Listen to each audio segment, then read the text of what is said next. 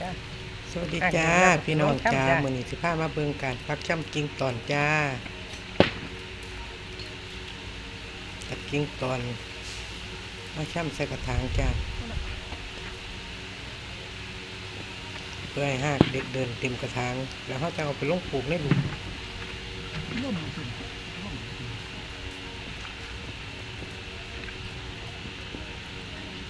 ตอนแล้วก็มาช่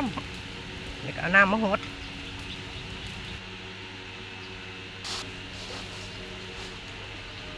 หลังจาก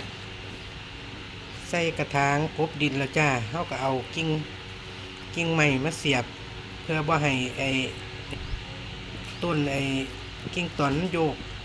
เพื่อว่าบ่ให้หากมันค้อน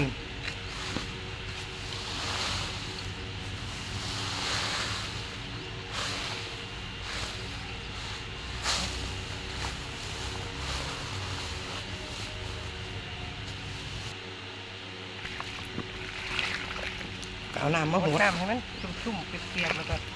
เอาเข่าห่ม เขาห่มนี่แสงแดดลำไรจ้ะ